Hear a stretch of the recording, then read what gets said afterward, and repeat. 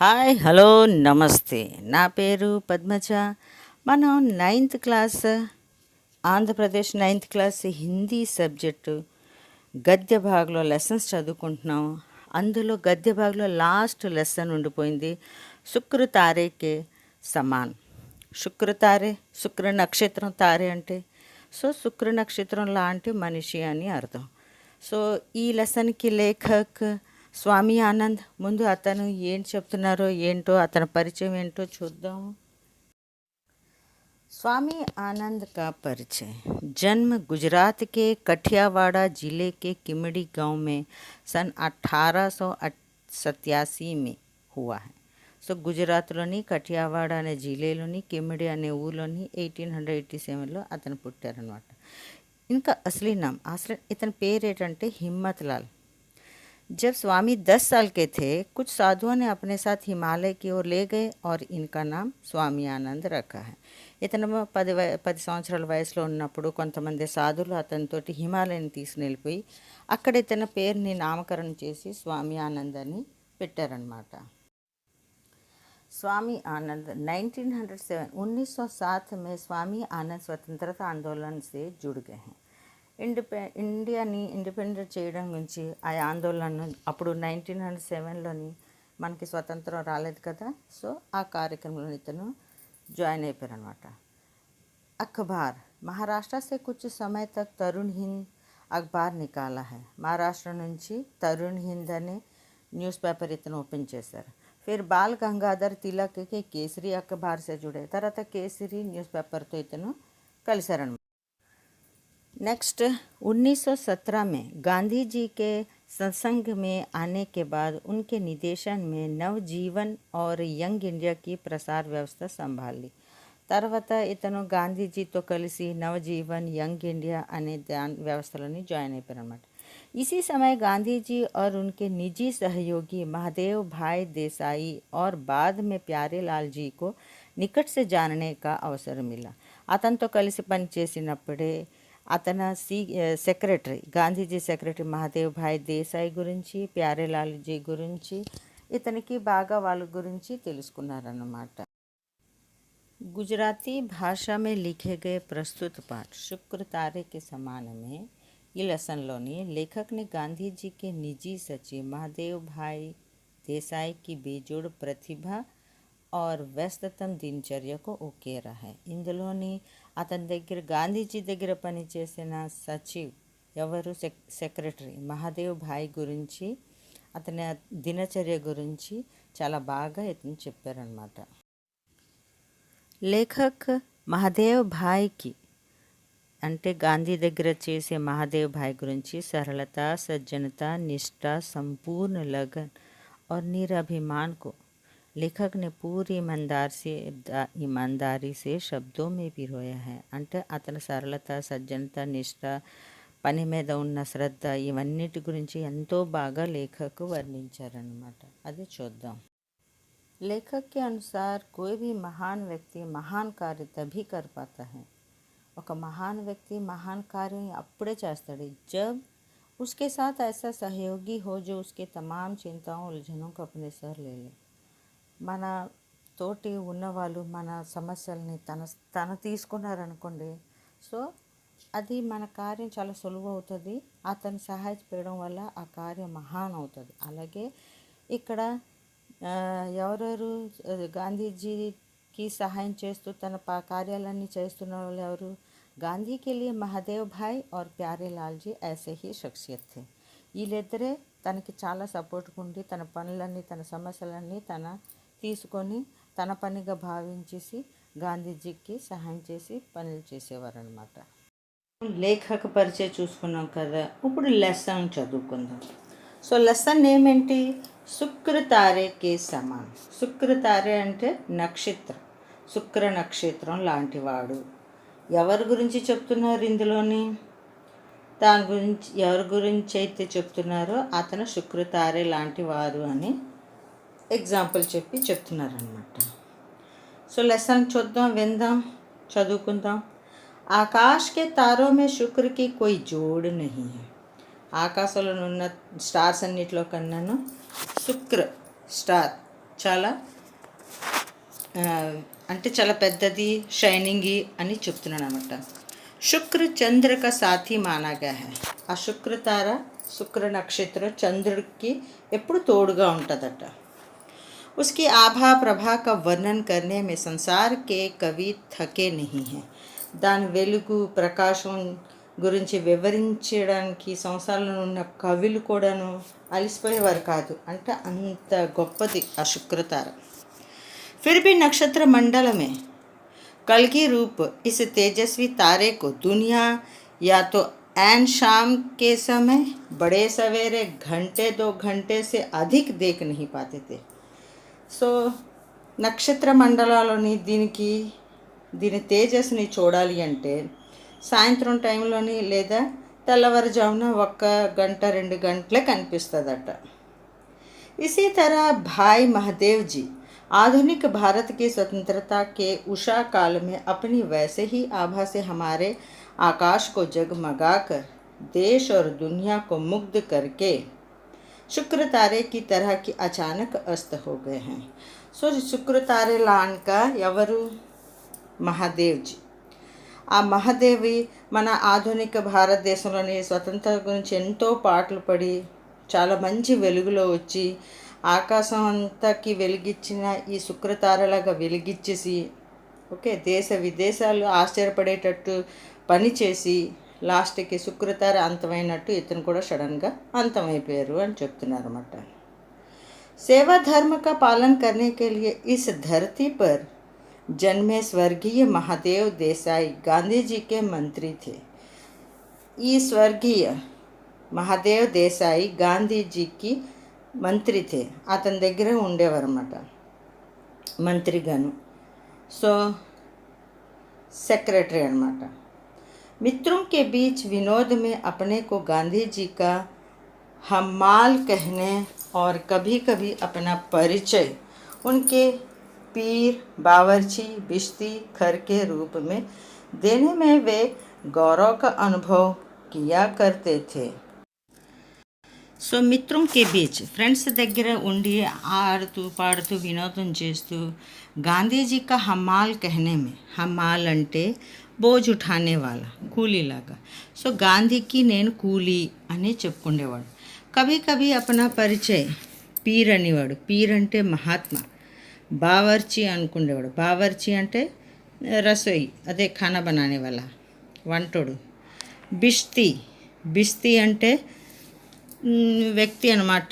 అంటే అన్నీ నీళ్ళుతో పట్టుకొని ఇటు అటు మోస్తూ ఉంటారు కదా, వాళ్ళని అంటారు బిష్తి అని.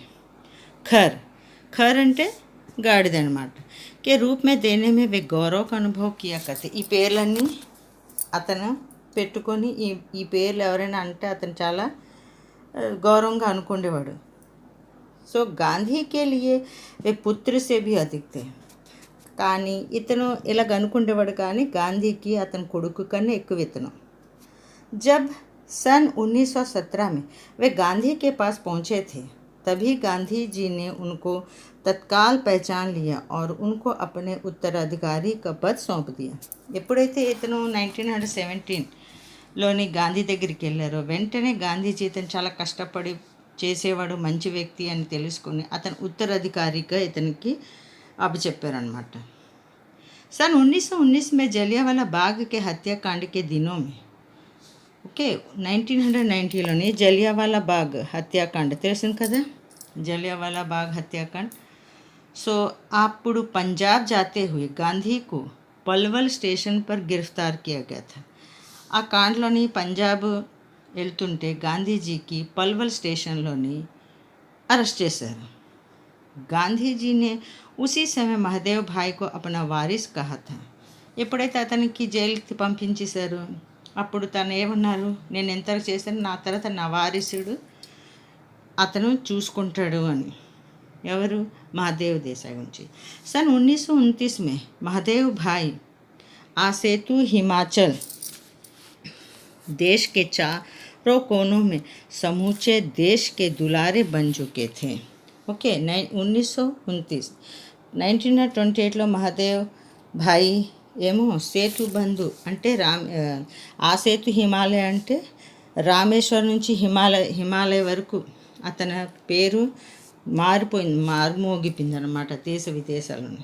इसी बीच पंजाब में फौजी शासन के कारण जो कहर बसाया गया था, ఈ లోపల పంజాబ్లో ఉన్న సైనికులు ఓకే कहर बसाया गया था ఓకే कहर అంటే చాలా క్రూరంగా అక్కడ ఉండడం మొదలెట్టారు. స్ట్రిక్ట్గాని ఎవరిని రానివ్వకుండా పోనివ్వకుండా కలవనివ్వకుండా. ఉస్కా బ్యోరా రోజు రోజు ఆనేలాగా. సో దాని గురించి వివరాలు, బ్యోరా అంటే వివరణ, దాని గురించి వివరాలు రోజు రోజు తెలుస్తూ ఉండేది. పంజాబ్ కే అధికతర్ నేతాओं को गिरफ्तार करके, పంజాబ్లో ఉన్న చాలామంది అధికారులు అంటే మన దేశం గురించి పాటలు పడే వాళ్ళందరి నేతల్ని అరెస్ట్ చేశారన్నమాట. ఫౌజీ కానూన్ కే తహత్ జన్మ ఖైద్కి సజాయే, జన్మ ఖైద్ జీవితాంతం జైల్లో పెట్టిను.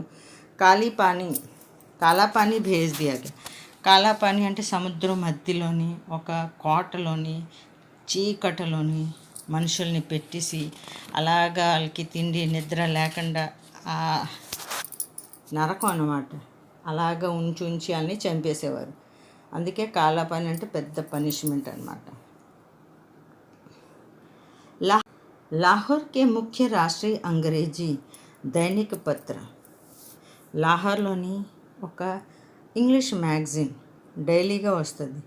ట్రిబ్యూన్ के संपादक శ్రీ కాళీనాథ్ రాయ్కు 10 साल की जेल की सजा मिली. ఇవన్నీ అతను తన పత్రికలో రాశారని ట్రిబ్యునల్ సంపాదకని 10 years 10 సంవత్సరాలు అతనికి జైలు శిక్ష ఇచ్చాడనమాట. సో బ్రిటిష్ రాజ్యం కదా, వాళ్ళదే రాజ్యం. సో गांधी जी के सामने जुल्मों और अत्याचारों की कहानियाँ पेश करने के लिए आने वाले पीड़ितों के दल गांधीदेव के मणि भवन पर उमड़ते रहते थे. సో గాంధీజీకి ఈ దేశంలో జరిగిన అన్యాయం అత్యాచారాలు చెప్పాలని అతని దగ్గరికి వెళ్ళేవారు వీళ్ళందరూ. దల్ గుంపులుగా వెళ్ళి ఎక్కడ గాంధీదేవికి మణి భవన్ పర్ ఎప్పుడు వెళ్ళి అతనితో చెప్పేవారనమాట. महादेव उनकी बातों की संक्षिप्त टिप्पणियाँ तैयार करके उनको गांधी जी के सामने पेश करते थे. సో అక్కడ ఉన్న మహాదేవ్ గారు ఏం చేసేవారు, ఒక క్లుప్తంగా చిన్న టాపిక్ని తయారు చేసి గాంధీ గారికి అన్నీ రాసేసి గాంధీ గారికి ఇచ్చేవారు అనమాట. और आने वालों के साथ उनकी रूबरू मुलाकातें भी करवाते रहे. కొంతమందితో అతను డైరెక్ట్గా గాంధీజీతో కలిసి మాట్లాడే అవకాశం కూడా మహాదేవ్ గారు ఇస్తుండేవారు.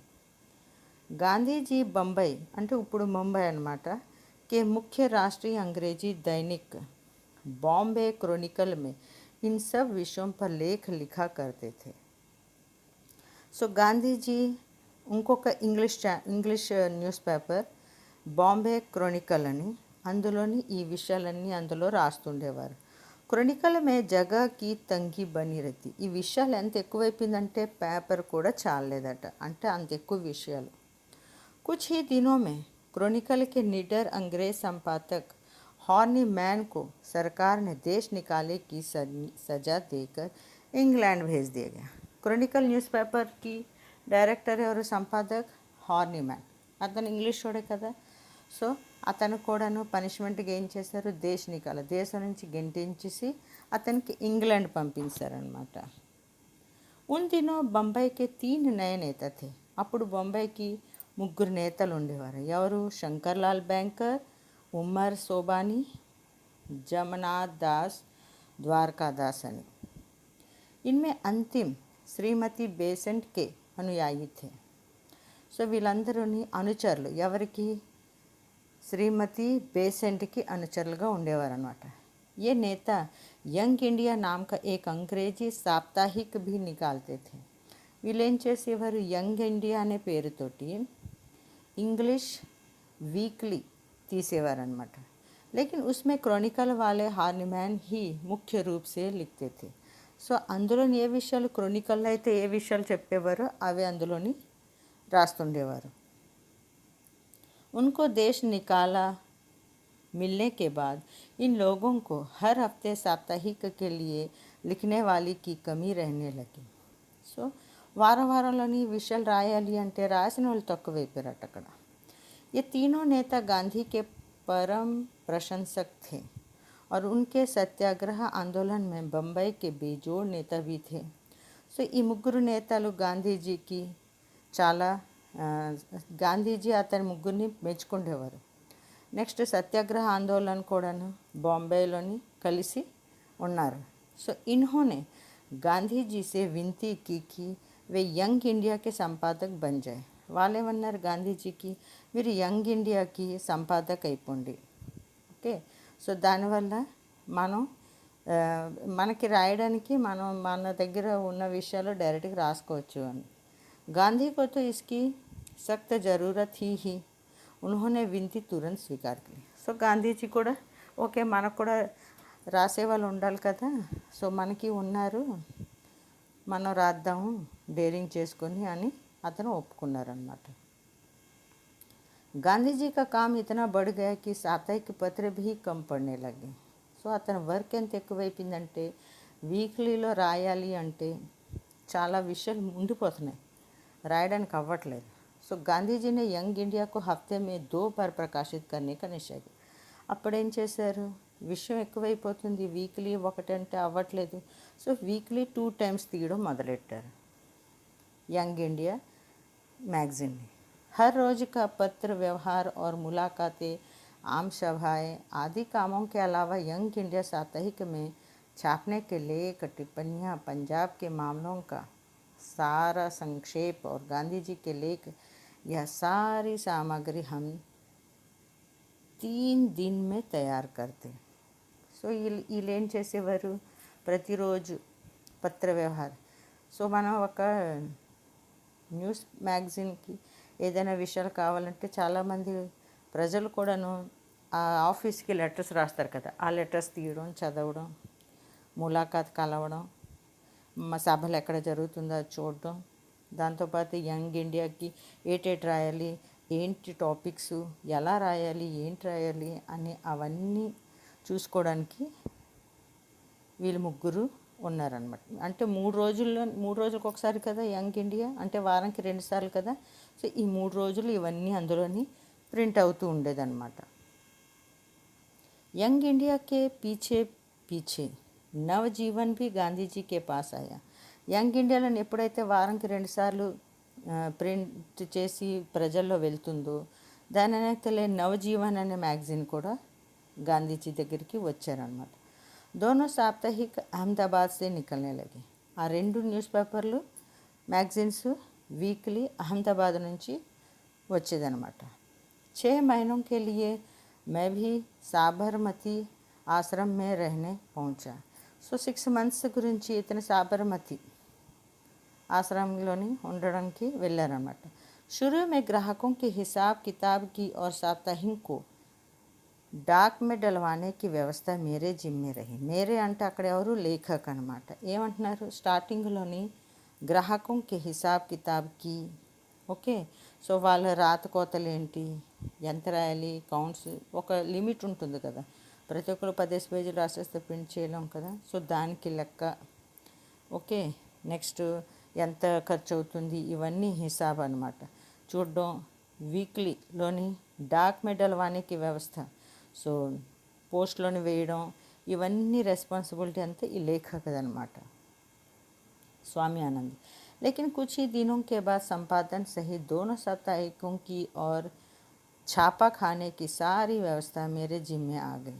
కొన్ని రోజుల తర్వాత ఆ 2 పేపర్లకి సంబంధించినవన్నీ ఇతని మీద పడిపోయింది, ఏటి ప్రింట్ చేయాలి ఏటి అని. गांधी और महादेव का सारा समय देश भ्रमण में बीतने लगा. ముందు గాంధీజీ ఇంకా మహాదేవ్ చేసేవారు, కానీ ఇప్పుడు వాళ్ళిద్దరిని మన భారతదేశం స్వతంత్రం గురించి, దేశ ఆందోళన గురించి దేశాల్లోని తిరగడం మొదలెట్టడం వల్ల ఇవన్నీ కార్యక్రమాలు, రాతల గురించి ఈ మ్యాగజైన్లో ఏటేటి ప్రింట్ అవ్వాలి, ఎలా అవ్వాలి, అవన్నీ ఇతను చూసుకుండేవారు. ఎవరు, స్వామి ఆనంద్, లేఖక్ అనమాట. ये जहाँ भी होते वहाँ से कामों और कार्यक्रमों की भारी भीड़ के बीच भी समय निकाल कर लेख लिखते और भेजते. అంత జనాల్లో కూడాను మహాదేవ్ గారు ఏం చేసేవారంటే అక్కడ ఏటేటి జరిగిందో సమస్యలన్నీ చూసేసి రాసేసి పంపించేవారు मैगज़ीन गुरिंची। सब प्रांतों के उग्र और उदार देशभक्ति क्रांतिकारी देश विदेश के धुरंधर लोग संवाददाता आदि गांधी जी को पत्र लिखते और गांधी जी यंग इंडिया के कॉलमों में उनकी चर्चा किया करते थे। దేశ విదేశాల నుంచి ఉగ్ర అంటే ఈ క్రాంతికారులు, క్రాంతికారు అంటే బయట వాళ్ళు కాదు, దేశం గురించే వాళ్ళు పాటలు పడేవారు. అక్కడ బ్రిటిష్ వాళ్ళకి దొరకకుండా ఉండేవారు. ఇప్పుడు గాంధీజీ వాళ్ళు ఎదురుగా ఉండి ఏం చేస్తావా, కొడతావా, చంపుతావా అనేటట్టు ఎదురుగా వీలు ఉండేవారు. క్రాంతికారులు ఎదురుగా లేకుండా చేసేవారు. సో వాళ్ళందరూ రాసిన సమస్యలు, మాటలు అవన్నీ యంగ్ ఇండియా కాలంలోని దాని గురించి చూసి చదివి ఒకరికొకరు ఆన్సర్ చెప్పడం, చర్చించడం చేసేవారు అన్నమాట. महादेव गांधी जी की यात्राओं के और प्रतिदिन की उनकी गतिविधियों के साप्ताहिक विवरण भेजा करते. మహాదేవ్ ఏం చేసేవారు, గాంధీజీ ఏ యాత్రకి వెళ్తున్నారు, అతను రోజు దినచర్యలని ఎలాగ మార్పులు, ఎలాంటి సభలు, ఏటి స్పీచ్లు ఇస్తున్నారో అవన్నీ రాసేసి వివరంగా రాసేసి మహాదేవ్ గారు ఇతనికి స్వామి ఆనంద్కి పంపించేవారు. इसके अलावा महादेव देश विदेश के अग्रगण्य समाचार पत्र जो आँखों में तेल डालकर गांधी जी की प्रतिदिन की गतिविधियों को देखा करते थे और उन पर बराबर टीका टिप्पणी करते रहते थे. దీంతో పాటు మహాదేవ్ ఏం చేశారు, దేశ విదేశాల్లోనే జరిగిన న్యూస్లు కూడాను అతను చూసి స్పందించి గాంధీజీతో వాళ్ళు కూడా కలిసి ఏం మాట్లాడారో వాళ్ళ గతివిధులు చూసేసి అవన్నీ వివరాలు రాసి పంపించేవారు. पर बराबर टीका टिप्पणी करते रहते थे. उनको आड़े हाथों लेने वाले लेख भी समय समय पर लिखा करते थे. उनको ఆడే హాతం లేనా అంటే ఇది ఒక ముహావరా, ఖరీ ఖోటి సునానా. ఒకవేళ గాంధీజీ ద్వారా అతను ఏమైనా మాట విన్నా కూడా అవి కూడా అతను రాసి పంపించేవారు అన్నమాట.